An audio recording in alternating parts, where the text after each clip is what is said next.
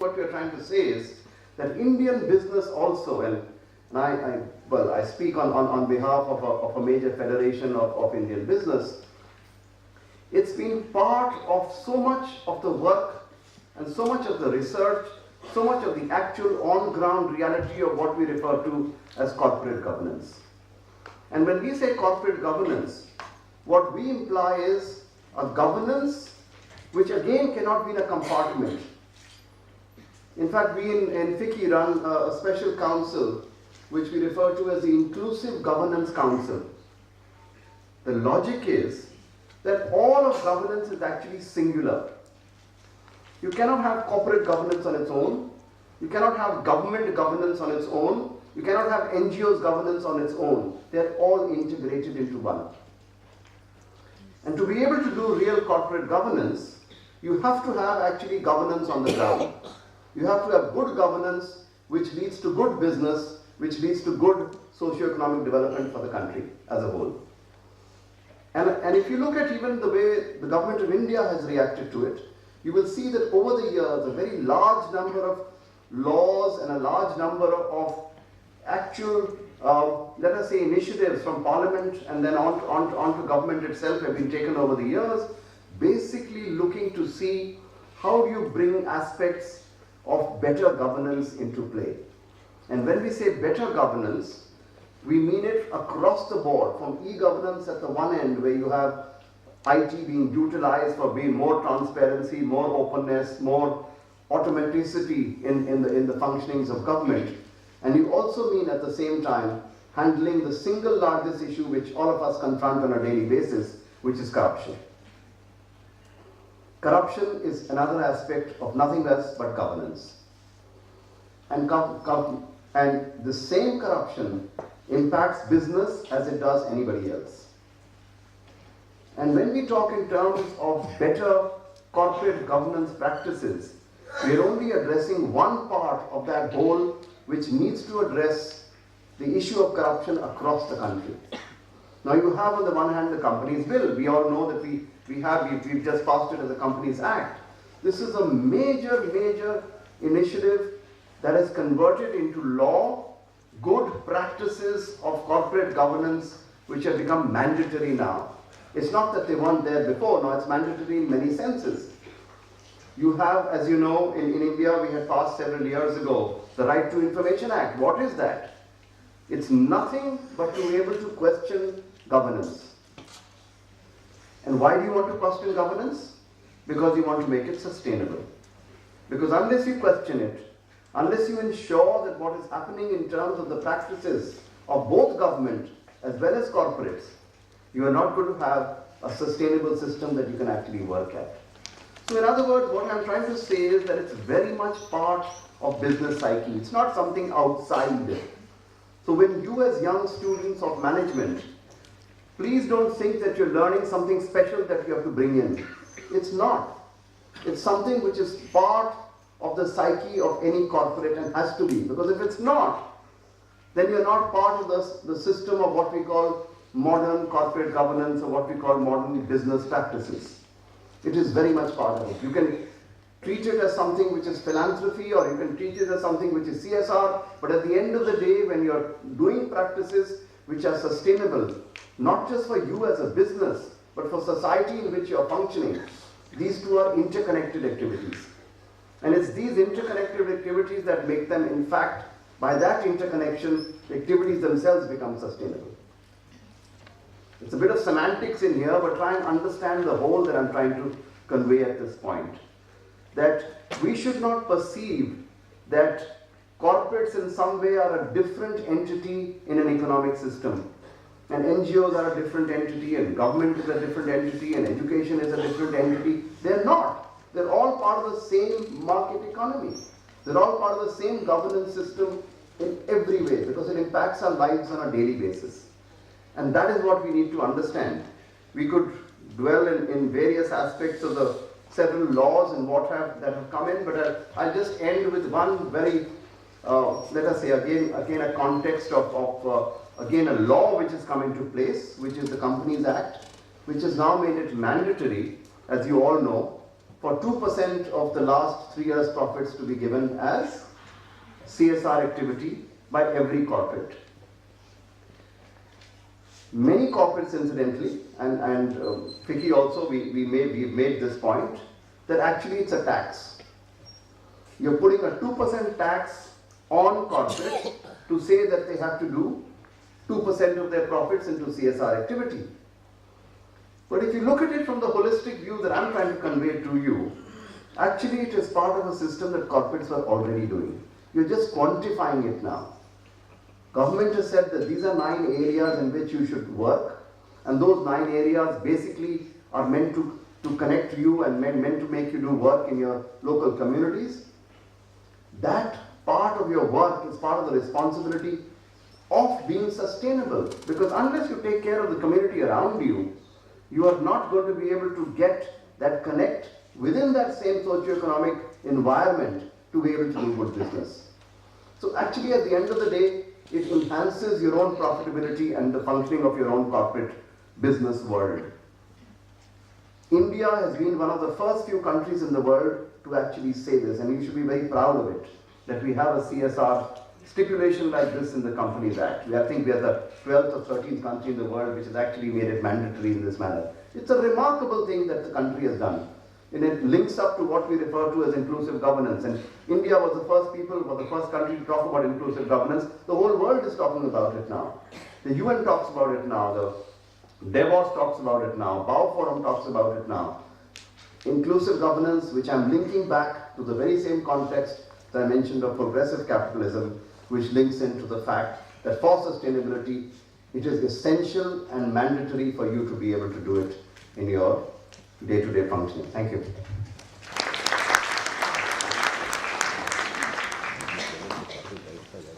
Thank you so much, sir, for so succinctly saying that if growth is to be sustainable, it better be inclusive.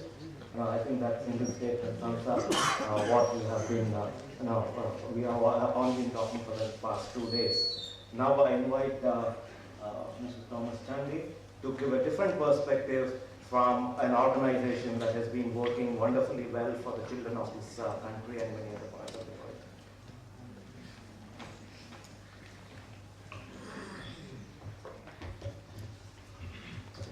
world. Thank you, Professor Raghuram, and all the other distinguished members sitting at this dais.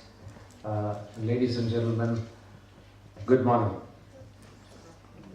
I used to work for the Coca-Cola company, and you can't get more consumeristic and consumption-oriented and capitalistic than that. And currently I'm with Save the Children, and you can't get more non-profit and non-capitalistic than that. So I think I just have seen and experienced both sides of the world, and as Mr. Didar Singh said, don't consider them as different parts. We are all a part of the same ecosystem or market economy in one sense. I'm going to draw a lot from the UNGC report. And first of all, before doing that, let me congratulate IILM for being inducted into the UNGC system, as well as being a champion for PRME. As I'm told that you're one of the 25 institutions around the world that is doing this. Save the Children also works closely with UNGC as well as with UNICEF. We brought out a report last year. We launched it in India, in Delhi and in Mumbai, and it is called the Child Rights and Business Principles.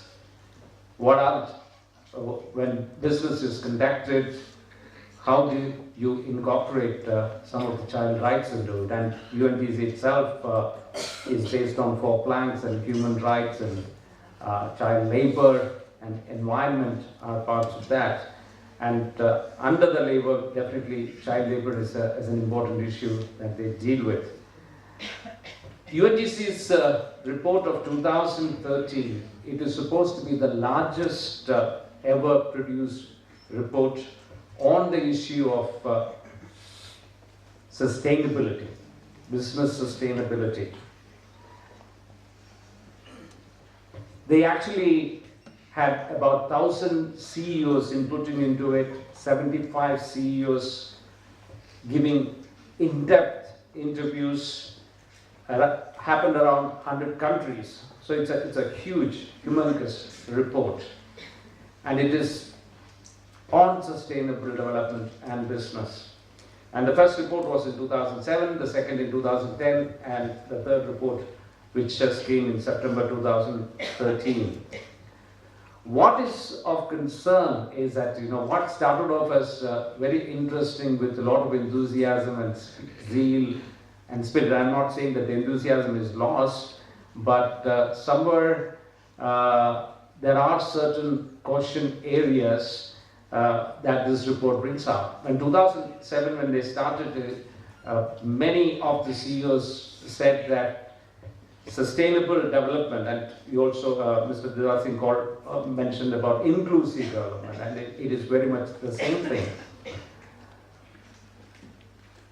will actually lead to better business, will give you a competitive edge, and the world will be a better place. And when they started off, it really looked like it was growing very fast.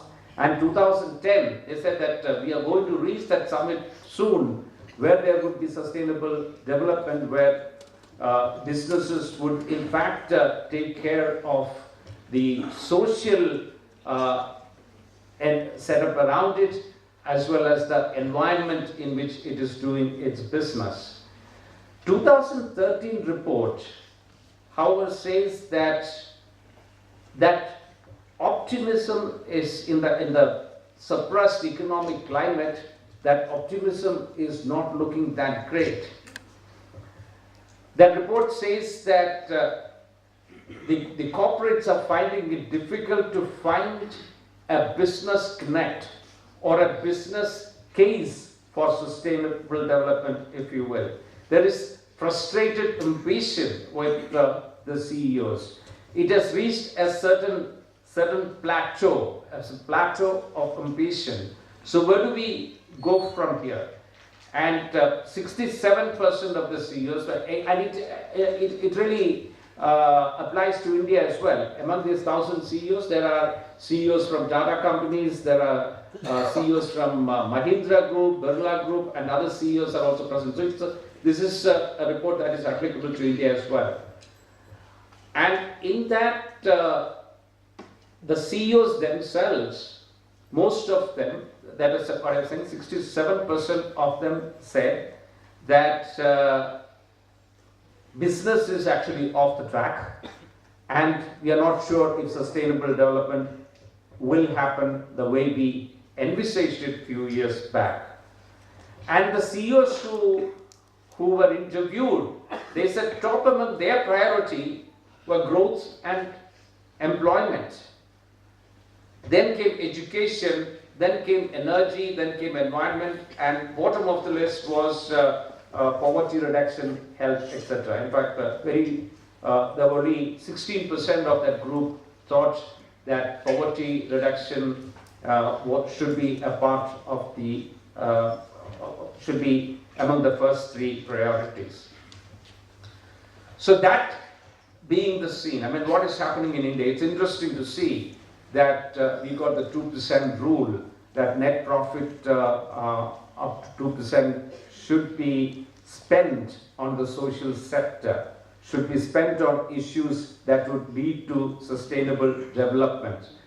And if India, historically, if you look at it, as we heard that India has been giving, and we all give, and Indians do give a lot. I mean, when they started giving, it used to be for religious causes, etc. However, if you really look at the CAF index of giving, India stands 136 among about 174 countries that were ranked. We are 136, kind of not really something which is complimentary for a country of our size, which is economic growth, we've been proud of in the last 10 years, or more than 10 years, though it has got some dent this year. And also, if you look at the Indian giving, however, in the last 5 to 6 years, if you read reports, the most of Indian charity giving has been actually been by the government. 65% has been by the government, and 25% has been by foreign institutions. It could be bilateral, multilateral institutions, and 10% came from Indian corporates and Indian individuals. There were only 10% that came from corporates. We know that that is changing. We know from Save the Children's own experience, one of the most successful fundraising experience in India has been with the Indian middle class. We've been able to get in the last 3 years about 250,000 people regularly giving. Now 250,000 may sound like a large number, but then that is from a number of, I mean, anybody's guess, 200 million, 300 million consuming class, those people who can afford. So there is still a large number out there. That number is increasing, like the rest of the world. If you really look like UK, US and the rest of the world, of the giving between corporates and individuals, actually is about 80% of that total giving pie, if you remove the government from it, between corporates and individuals. And that is not the case, but India is showing some trends towards that. So having stated that there is a global kind of dullness around sustainable development, there is a frustration of ambition, and many corporates that they started off, got into this pilot paralysis, at which also civil society organizations get into. We go ahead and do pilots and go to town about our pilots, but when it comes to scaling up, you are unable to do that scaling up business. So there needs to be something done, and some of the recommendations this report talks about is that one needs to have a step change in ambition and action by the corporates. Understand the change and what is required. How do we build a business case? Because if you really look at, unless people find a business case for sustainable development, that there is at the end of it, it is going to benefit the corporates and the world at large, it's not going to help. And the current situation, it's showing some difference to that. The 2% bill in India, I think it's good. It's going to trigger that giving. There will be a lot more people, a lot more corporates would come into the giving ambit. But the worry is that will that 2% also become like a statutory taxable element and just give it away to somebody and forget about sustainable development? Sustainable development would mean more than just giving away and forgetting about it. It is getting involved with the communities. It is understanding what the issues are. And I strongly believe that if you have to eradicate poverty, I strongly believe, because there are a lot of economists that believe in it, the countries that have developed fast in the last, and we have this formation of the BRICS group. Again, the group is going through a big dent at this point of time, economically itself and growth itself. But when these economics took off, including China and India, what has also happened is that inequity has also improved, has also increased. The Gini coefficient, which is a measure of the inequity, has actually gone up in India, has actually gone up in Brazil. South Africa is supposed to be the country with the biggest inequity. And even in countries like America, we talk about the rise of the plutocrats, the oligarchs in Russia, the top 1%. So the inequity is not really helping the poor. There was an article last year in one of the economist issues where they said that the end of poverty by 2030, what kind of stood as a stumbling block between reaching that number was, I do think, and I was happy to see a report of in Economic Times, in New York Times, which talked about whether aid has helped at all, because everybody has been saying that aid has been a complete failure. But this article really points out that how aid has really changed the situation, and there is also a special mention of Save the Children. That's why it got stuck in my mind. NGOs have a legitimate space. We need to work together with the corporates in working towards a sustainable development. We need to work with the government, and unless the government who is the biggest player here in helping and in triggering and in facilitating policy changes and monitoring those policy changes, things are going to be difficult. So the government, the NGOs and the corporates